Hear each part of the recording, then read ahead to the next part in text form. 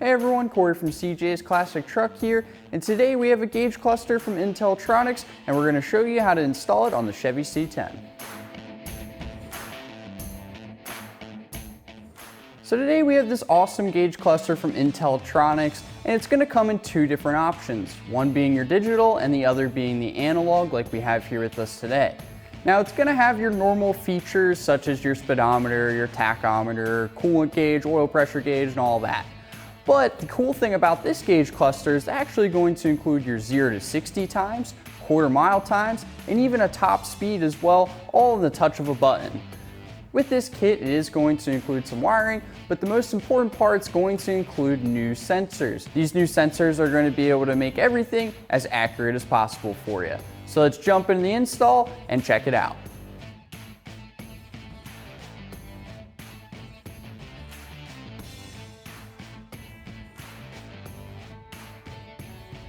To start things off, I'm going to go ahead and disconnect the battery because when removing the factory gauge cluster, you have to pull out the headlight switch, which will keep the headlights on at all times.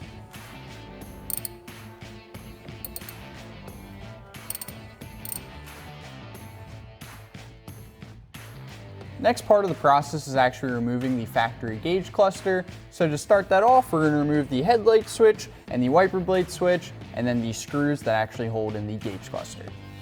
So we'll start by pulling the headlight switch all the way out, and then if you reach under the dash,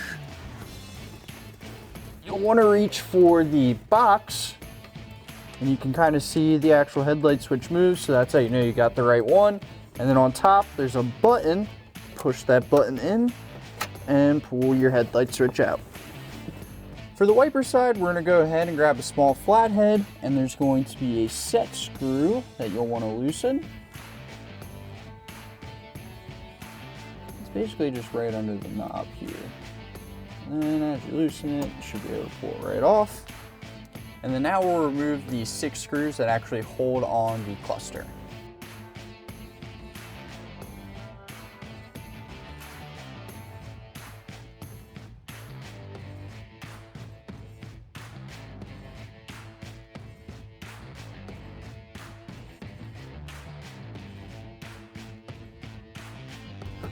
Now I'm just going to pull this forward a little bit, nothing too crazy because we still have everything connected on the back side, but this will make it a lot easier to get to everything.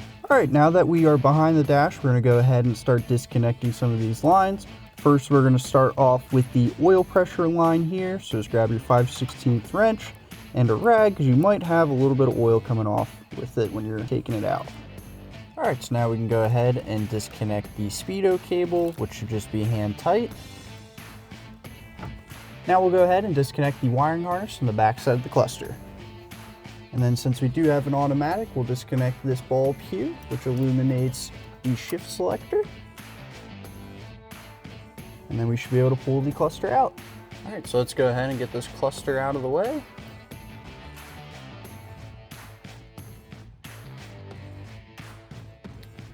With the cluster out of the truck, we have it back on the table so we can go ahead and disassemble it and get it ready for the new cluster. So with our factory gauge cluster disassembled, we're left with the faceplate. So at this point, we can go ahead and install the Intellitronix cluster into our faceplate. Now we'll just go ahead and snug all these bolts down. Make sure to not go too tight though, because you don't want to damage the cluster.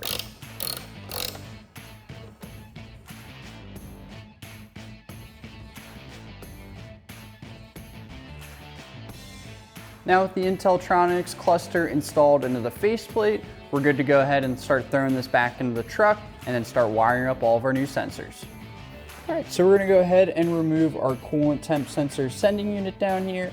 Now on a 350, you'll usually find them either in the block here or on top of the intake manifold. So let's go ahead and remove this.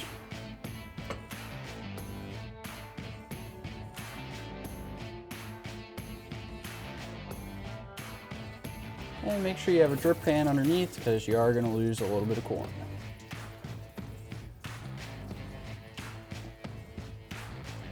All right, so now it's time to go ahead and put in our coolant temp sensor sending unit. Now in a 350, you're usually gonna have two spots where your sending unit will be, either A on the side of the block or on top of the intake manifold here. Now for this kit, the adapter that it comes with only fits on the intake manifold side. So we're gonna go ahead and remove this bolt and then get it in.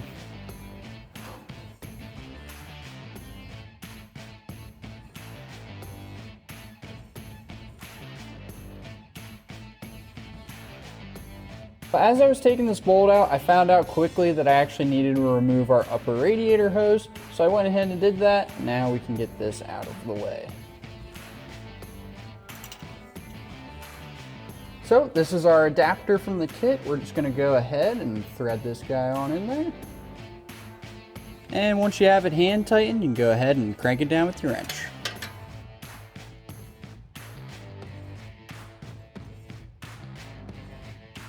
And once you have that all tightened down, you want to go ahead and actually grab the sensor that comes with the kit.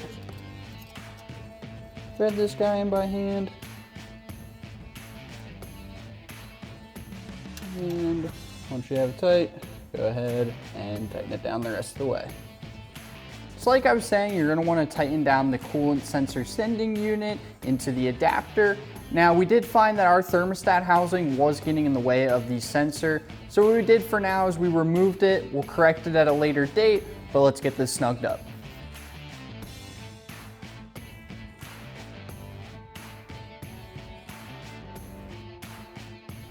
Now that the sending unit is tightened down and installed, we're going to go ahead and connect the wiring harness and then fish the wires through the cab of our truck.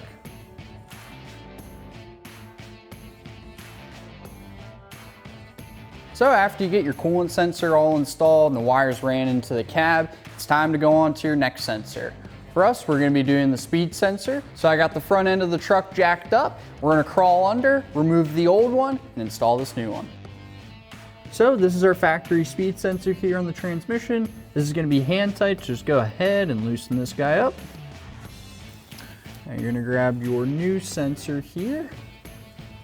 Go ahead and put that guy in and then start threading it on.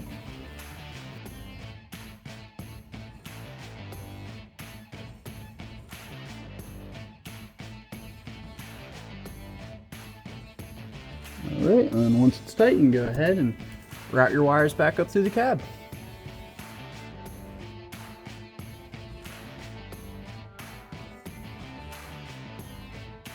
So we got our speedometer sending unit installed, and then we also have the coolant temp sensor sending unit installed as well. Let's go ahead and get the oil pressure sending unit in.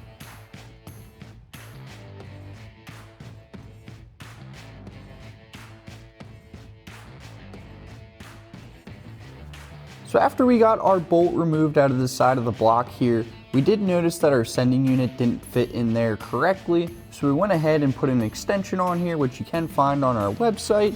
And then we're gonna go ahead and put the sending unit on the end of that.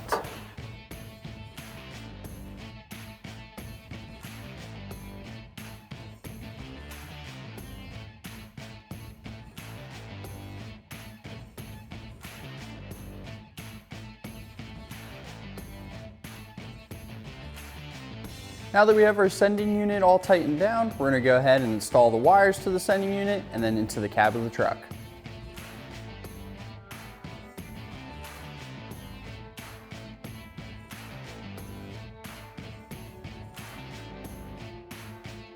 One more thing to wire in the engine bay, you're going to have to run a wire from the negative side of your ignition coil into the cab because this is what's going to give us our reading for our tachometer. Now before I put the new gauge cluster in, I did have to find the factory wires that goes to the fuel sending unit. The way I did that was I took the old cluster and I just followed the circuit board going to the fuel gauge, and then that way I was able to actually pinpoint the two wires in the factory harness to be able to cut at this point and then extend over for our new cluster. So after you cut the factory fuel sending unit wires, you're also going to want to go ahead and cut out the left and right turn signal wire as well. And with this being said, if you don't want to cut your factory harness, you can de-pin this, but we are never going to put a factory cluster back in the truck, so we're okay with cutting up the harness. Alright, so we got the Intellitronix gauge cluster in hand. We're going to go ahead and wire everything up to the new wires that we ran into the cabin.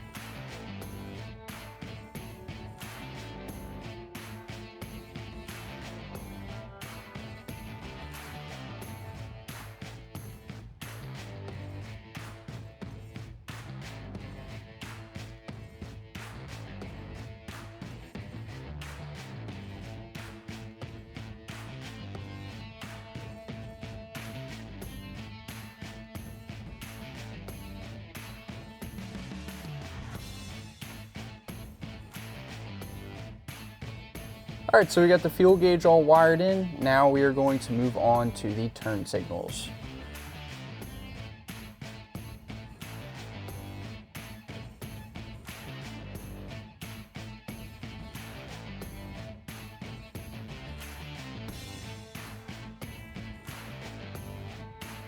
Now we're going to go ahead and connect these speed signal wires.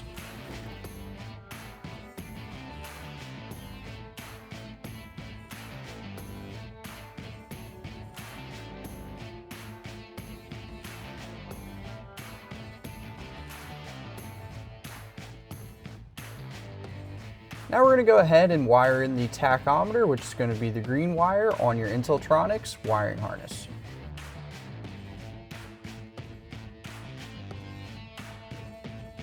Now we're going to go ahead, get everything cleaned up, get all these wires sorted, and install the gauge cluster and see how it works.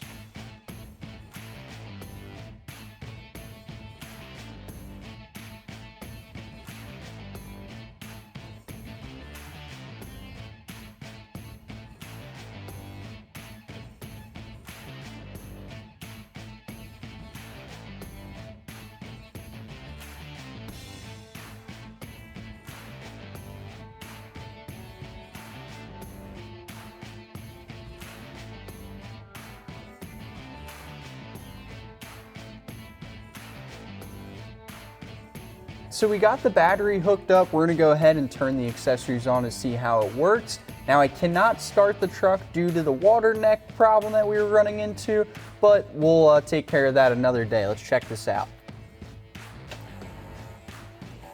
As you can see, all the gauges are sweeping, all the lights are on, turn signals are working. So at this point, we're going to go through, set our clock. If the truck was able to run and drive, we would set calibration for the speedometer at this point, but because of the water neck issue, we'll have to save that for a later date. As you can see, we got the Intellitronix gauge cluster installed in the C10, and it looks absolutely amazing. Just give yourself a couple hours to be able to install this, because the wiring can definitely take some time. But as always, it's time to drop a gear and disappear. Don't forget to like, comment, and subscribe on the video, and check out cjponyparts.com for all your classic truck part needs.